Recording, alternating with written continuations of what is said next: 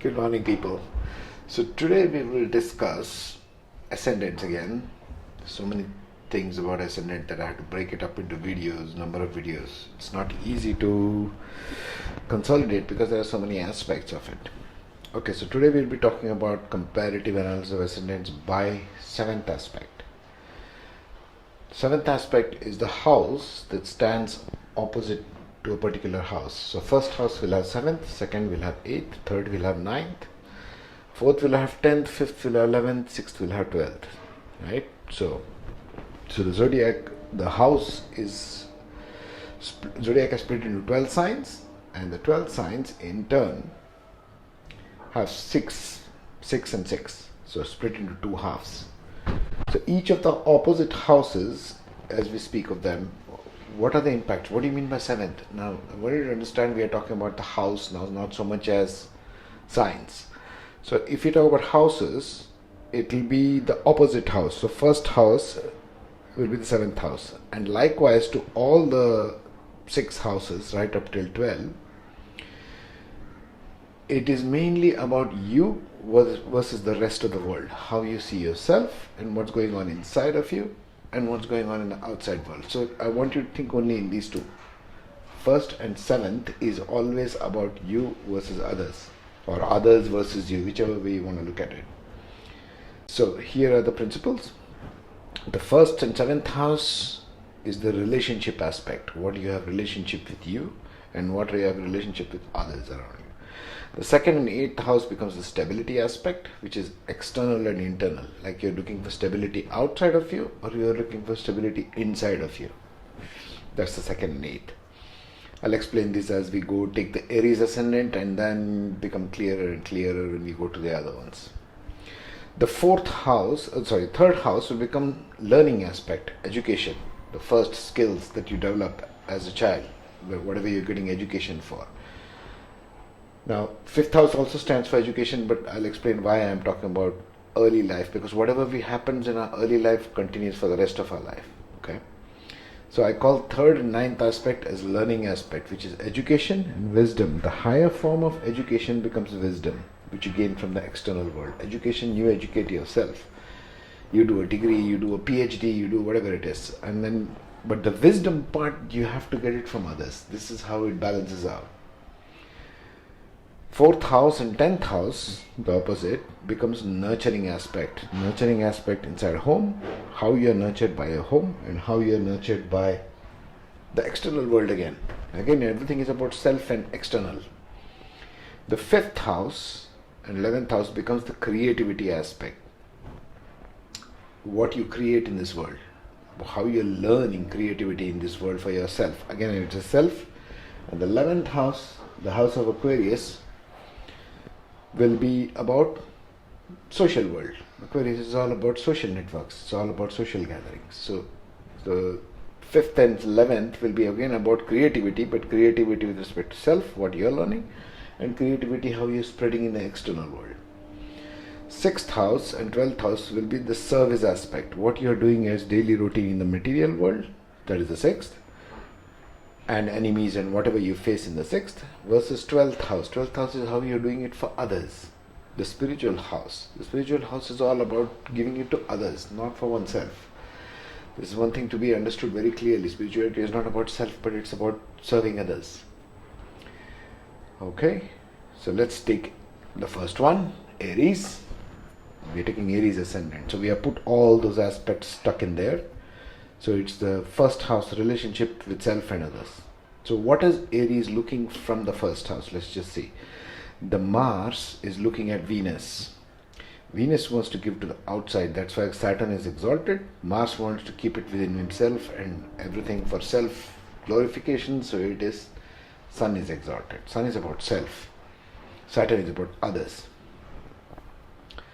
So relationship aspect of self and others aspect plays out here for this person. This person can become self-centered if it is not, the person is not working on it. You got to understand all these things. You got to work consciously through it. It's not like it's a given. Doesn't matter even whether planets are posited. You can always work through the system. So first aspect is that the spouse will be very giving because it's Venus driven and it's a Libran where Saturn is exalted, so it wants to give. Venus wants to give, Saturn wants to give to the outside world. It's about giving. Their second aspect, external and internal stability aspect, which is governed by Moon and Rahu. So this house of Taurus, second house, but sign of Taurus. The sign of Taurus is always interested in self-material gains. That's why Moon and Rahu become exalted. Moon and Rahu both together are very selfish. They want things for themselves. So the stability looked for is in external things of the world. Opposite to that, the 8th house is Scorpio, where it looks for stability internally. See, even the stability you can look for externally or internally. It can be both ways. You see what I'm saying? So Taurus looks for stability external, Scorpio looks for stability internal. It's trying to work this out. The third aspect, the third house here for an Aries ascendant, the third house becomes of Gemini. Okay? So for them, education becomes about communication, about learning how to communicate properly. But they will bring that Mars energy into it because Mars is sitting in the head. So they'll bring it to the communication as well. Mars will go, whatever is in the Lord of the Ascendant will go everywhere. So we are talking about the third house, which is the education skill development. So the basic skills that we learn early education in life will be more communication driven. However, the 9th aspect, which is the opposite sign, the 7th aspect of 3 is 9, which is driven by Jupiter, which stands for wisdom, which has to be gained from the external world. Right? For an Aries person, it has to be gained from the external world. In the 4th house of the Arian is sitting in the Cancer, sign of Cancer, the moon, which is the nurturing aspect. The 4th house is nurturing aspect, home, and the 10th house, the opposite one, becomes work. So for an Aries person, home has to become nurturing and motherly. The work aspect will be driven by competition and hard work. Saturn makes you work hard. And it is driven by Mars. So Mars is exalted. So him or her being a very strong Martian individual will take this energy to the work. So at work they will become very aggressive. Wherever you got to look for in every ascendant, what's in the ascendant, where the ascendant energy is debilitated, where it's exalted, and where it is co-ruled by. For every ascendant that will be predominant, except for maybe Cancer and Sun, because they don't have any exaltation and debilitation anywhere else. Well, they do. So we'll see that. But you got to keep this rule in mind whenever you're watching any ascendant sign as we are going through this. Here, for example, for an Aries person, Mars is sitting in the 1st. Mars is debilitated in the 4th. Mars is exalted in the 10th. And Mars is co-lord of the 8th sign, Scorpio. So this is where they will take their energies the most dominantly. They will be very aggressive at work. They will be very nurturing at home. If at all, again, we got to see the particular planets. If Moon is debilitated, then they may even have a bad mother. And the Scorpio, where what is happening in the house of Scorpio, in the 8th house, we need to see that. That's how it will work for these individuals, men and women. So now we come to the 5th one, 5th house aspects, creativity, which is, for an Aries individual, is a sign of the Sun, and the opposite in the social network is a sign of Aquarius. So the creativity will be very individually driven. They'll be very traditional, legacy kind of filled in their educational, with the education, with the children. They'll be very fatherly. Sun stands for the father. And in the social network, they'll be very giving. Saturn will be exalted here. So this is self, creativity for self. This is creativity as given by you to the world. Okay. Next comes the 6th house, which has got Virgo in it, which stands for the service aspect. 6th house stands for service aspect, which is material, and the 12th aspect of that becomes spiritual. So in the 6th house we have Virgo, which will make them work, which has got Gemini driven, which is very calculative. for the Aries person. So they're very calculative at work. How much am I working? Am I getting gains for that? The 12th house is got ruled by Jupiter for the Aries person, which is in the also Pisces. So the spiritual life becomes all driven by tradition, dreaminess about spiritual concepts. Plus the Aries ascendant. Now let's look at how this shifts to the Taurus ascendant. For the Taurus ascendant, it becomes something else. Their relationship aspect for self and others, because it's still the first house, it becomes Moon and Rahu. So they are very centered by Moon and Rahu. Now, looking at the previous rules, where does Moon and Rahu come? Moon and Rahu comes here. Moon comes here. For them, where does Rahu come? In the 11th, in the 10th house again. Where is Rahu debilitated? Here. You see what I'm saying? So you got to see these aspects. If this is co-ruled by Moon and Rahu, you got to see where Moon is appearing debilitating or exalted, where Rahu is appearing debilitated or exalted. And even here. So it's 1, 2, and 3 places. So this person is very, in relationship aspect with self, they are very fixed, because Taurus is a fixed sign and they are thinking about them all the time. They are taking this aspect to all the 12 houses. For their second house, they have Gemini. So they are very stable, because Gemini is a dual sign. So it's not very stable, it's continuously moving. Their sense of internal and external stability is very fluctuating, because their stability is disturbed by the presence of Mercury here. Same way for the third house, they have got Cancer in the sign of third, where it is for learning aspect, wisdom and education. So there's very emotional kind of learning going on, because Moon stands for that emotional, mental aspect. Cancer also stands for wavering things in life, constantly fluctuating situations. So their situation in this aspect might be fluctuated by the presence of Cancer. That's the learning and the wisdom. So the same energy they will take there. Their wisdom comes from where? The third house is the 10th house here. The number sign 10, Capricorn, comes in the 9th house. A very, very limited kind of wisdom. They're not too interested in wisdom. It comes very late in life. Being materialistic, again. In the fourth, you get the nurturing aspect. Nurturing aspect for a Taurian becomes a Leo. So it's a very fatherly nurturing aspect. They may even have a fatherly mother figure, very strict, very father-like, masculine, because Sun is presence of masculine here.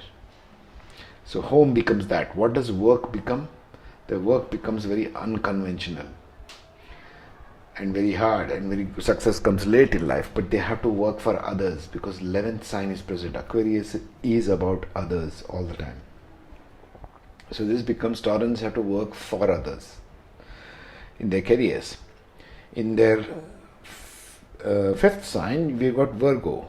So the creativity itself becomes very, very calculated. This is the way I'm analyzing. So you can take the same thing to the rest of the ascendants. In this fifth house, creativity becomes very calculated. So does their social affairs becomes very calculated, and it's all about Jupiterian themes of Pisces here, 12th house. So they look at social networks very philosophically, right? Not very traditional. Jupiter in Pisces becomes a kind of dreamy person. In 7th house, the service aspect and the material and spiritual becomes of Libran. So they are quite service oriented. Libran becomes very service oriented. That's why Saturn is exalted. But in the spiritual part, they are having Aries. So they kind of become aggressive in the matters of spirituality, which is kind of contradiction. Okay, so I won't extend this too much. You can just take this as a reference chart. For Gemini ascendants, is the same principles, but the houses have shifted. Okay, all the way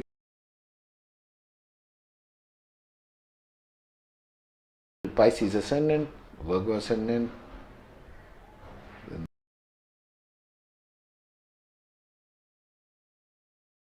comes the Scorpio ascendant, then comes the Sag, Capricorn, Aquarius, and Pisces.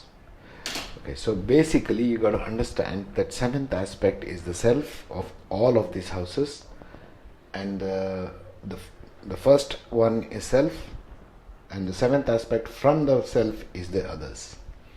If you just understand this and take it to all the houses, doesn't matter where the signs are placed, it shows the dynamic of what you're looking for with people. Because it's all we got to, we're born in this world, we got to work with the rest of the world. Whether it be your parents, siblings, spouse, kids, friends, family, doesn't matter. Social networks, doesn't matter. It's the same principle which is carried all over. It's the self versus others. This is the core I want you to understand, because even the planet placement, wherever it occurs in the chart, which is where your energy has gone and solidified as karma.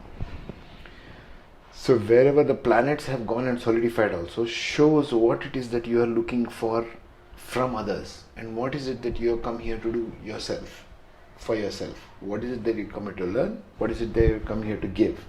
It's self, others, through all the 12 houses. This simplifies the whole seventh aspect picture of it.